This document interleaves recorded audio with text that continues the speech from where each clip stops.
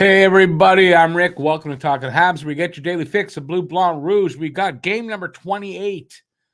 It's the second game of back-to-back. Nashville in Montreal to take on the Habs. And I have a preview for you. So I've got some Habs news. I've got the lineups. I've got stats for the game. And I've got this little contest going on. It's called the Guess the Score contest. If you guess the score of the game and the first goal scorer of the game, and you can pick that guy from either team, and you have to be the first one in the comments here in this video with that guess. So if you have a guess, you see somebody else with that same guess, do something to change it up. Anyways, if that's the case, you win the cash prize, $10 directly into your bank account via Interac. So good luck to everybody who guesses. I will give you my guess, which I didn't do yet. So it's going to be very off the cuff in a bit. I just didn't do it yet. All right. I think I said everything. So we'll start with the news. Here, I'm going to start with there are 3 pieces to this future cup contender. That's the Montreal Canadiens being built. Here in Montreal, they've emerged, and that's in the form of Uri Slafkovsky. I didn't say that very well, did I? Uri Slafkovsky, Jaden Struble, and Caden Primo. I think these guys are going to be 3 parts of the future of this team. Big parts too. Some bigger than others. One major big part in Slafkovsky, but Struble looks like he's here to stay, and Primo looks like he's ready for the backup role here in Montreal. Like if Monty gets the start tonight, because you'll see in the lineups he's supposed to be getting the start tonight, but I don't know if my lineups are 100% accurate because they didn't skate this morning. But if he does, and I think that's kind of it for Allen. He's as good as gone. I don't think they're going to carry 3 goalies much longer. And Primo looks like he is ready for the NHL now. So either Primo or Allen will get, but I think it'll be Allen. All right, but and Slafkovsky, who got the shootout goal, the winner, and he had a fight. He just looks dominant, strong. Passes are amazing. He just needs to shoot more. But I think this kid is very worthy of being number 1 pick that year, and he's just really progressing at like an amazing speed right now. Struble also he's just smoothly fit in with this team. I don't think Struble goes back to Laval. All right, long way to say what I said. Both teams played last night. Preds lost to Toronto 4-0, and Montreal won in a shootout to who did we play last night? Buffalo. They were in Buffalo. It's Nashville's 13th game in 23 days, so this could be an advantage for Montreal. Nashville playing a lot of games early on, and that's a lot of games in a short amount of time. It's a good team. They're coming in here. They're playing really well. Hopefully this works in Montreal's favor tonight. We have this item, and this is Florian Jacki, Arber's brother. He's just 1 point off of his last season totals, and that's in 41 less games. And he's tough as Arber. So this kid, who I didn't think would be like, that they might have drafted him just for Arber and to boost Arber's confidence and all that. No, this kid looks like the real deal. Bottom 6, tough guy. Maybe even not a bottom 6, but I think bottom 6 guy that can put some points up on the board and can fight and all that good stuff, just like his brother. So pretty interesting. Okay, there's a Dylan Larkin update. I wanted to get this in, even though he's obviously not a Hab. Dylan Larkin knocked out cold, flat on the ice, arms out. It looked bad. Previous neck problems. It was really concerning, right? So there's an update. All the scans, I guess, head and all that stuff, all the scans came back negative, which means clear. He's clear. He's not cleared to come back to play yet. No timetable as yet for his return. What I think happened in all of that, yes, Joseph gave him a bit of a shot to the neck. So I don't think that was what did it. I think the guy coming in after with his glove on, but punched him and caught him as Joseph sort of has him here, punched him in here. I think that just hit him on the button, and and that knocked him right out. I think that's what it was. But anyways, it looks like he'll be fine. It just we don't know when he'll come back. So I wanted to do that. Okay, I'm going to make my guess when we get to a little bit farther in, where I can use some of the numbers there to figure out who's going to score. Let's get to the preview. By the way, anything I said here, if you want to make a comment, leave a comment in the comment section, and give a thumbs up while you're at that. And if you haven't subscribed yet, please do that. I would appreciate that. And let's move on to the preview. It is for the 14-13-0, so they have not gone into overtime. Nashville Predators here in Montreal to take on the 12-12-3 Montreal Canadiens. How to watch this game? It is at 7 p.m. Eastern, 4 p.m. Pacific. In the Canadiens region, TSN 2 in English, RDS in French, and in the Predators region, Bally Sports South. Streaming, ESPN Plus, RDS, TSN Plus, and I'm going to be watching it on Sportsnet now.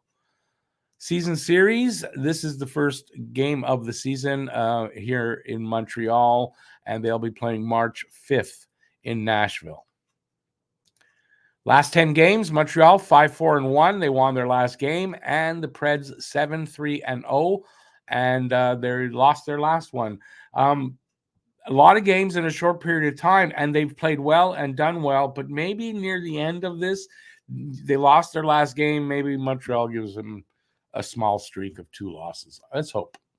Home and away record, Nashville on the road, away from their barn 5-7-0, and Montreal at home 6-9-0. So whatever. Neither team with an advantage there. Atlantic standings, top to bottom, Boston, Florida, Toronto, creeping up there.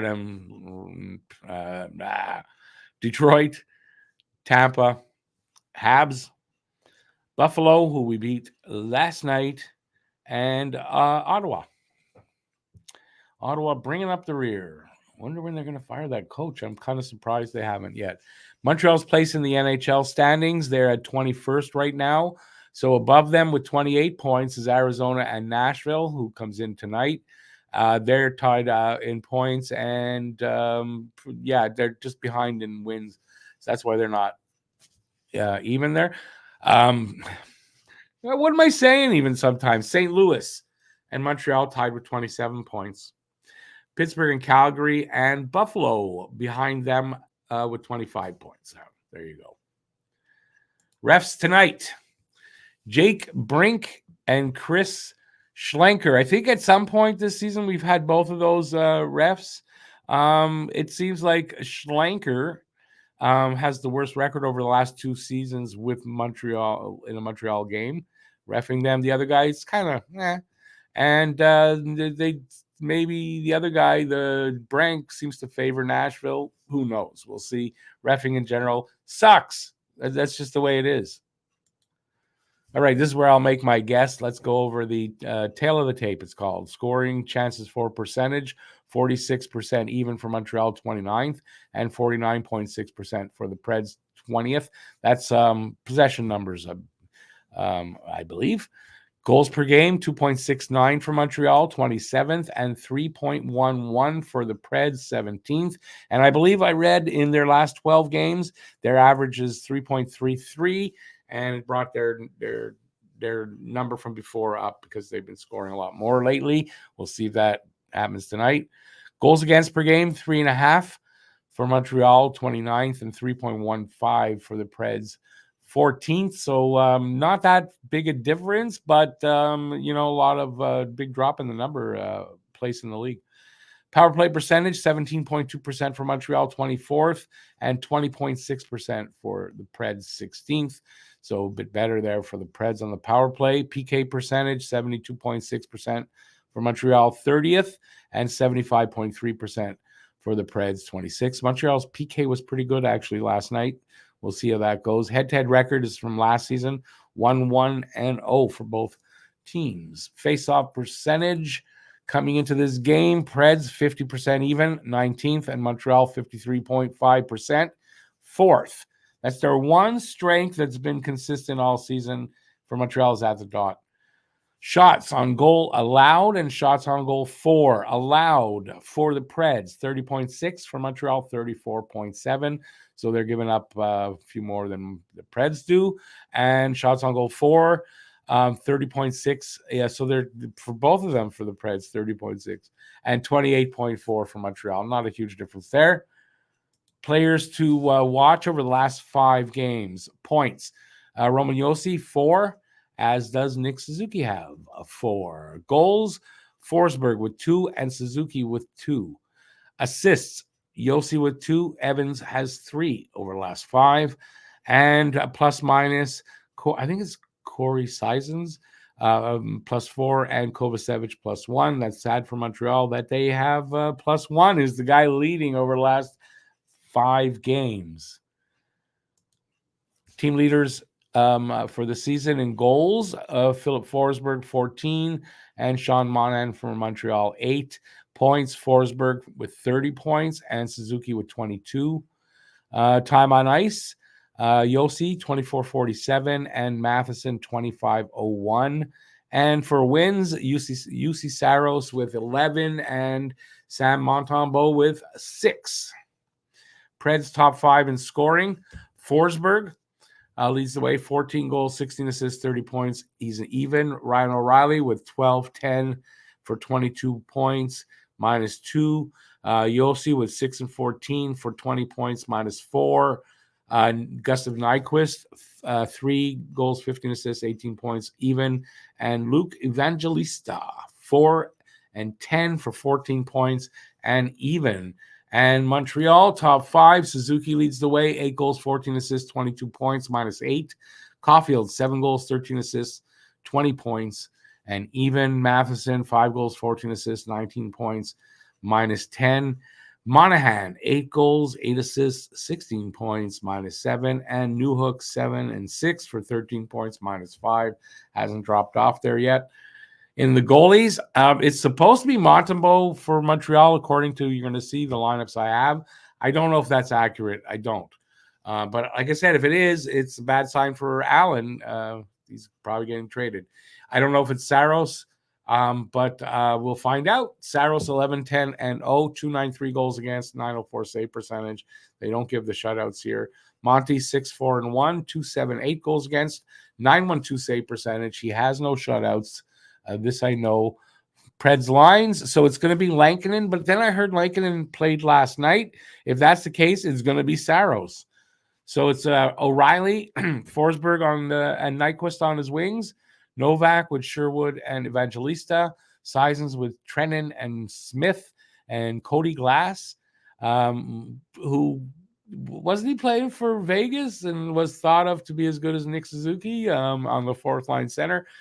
Parsonen and Tomasino on his wings. Ryan McDonough, Roman Josi, first pairing. Lauzon, Carriere, second pair. Barry and Shen, third pair. And Saros in net. We'll move on to the Habs lines. I don't know how accurate, but they should be accurate. Suzuki, Caulfield, Slavkovsky. That's not going to change the way they're playing. Evans, Monahan, Anderson, Dvorak, Pearson, Gallagher. Pearson not in the lineup. He broke his finger, so that's going to change. I don't know who's replacing him. Probably Pizzetta slots in on the 4th line. Armia moves up. And then you got Stevens, Ulinen. Did I say Dvorak, Gallagher? Probably Armia. Stevens, Pizzetta, Ulinen. That's my guess. Matheson, Lindstrom, Gouli, Barron, Struble, Kovacevic, and either Montembeault or Allen going to get the start. Allen stayed at home, didn't go to Buffalo. I would think it's going to be him, but this says it's Monty. So if Monty gets the start, he's the number 1. It'll be 3 starts in 4 games. That's it. That's all. That's it. That's the preview. Please leave a comment. Let me know what you thought about all this. And I don't want to run too long. Game is tonight. I'll be doing the hangout as usual at 7 and the post-game show right after. Please join us for that. And until then, thanks for watching. Really appreciate that. Stay safe out there. Peace out. And I'll see you at 7 for the game.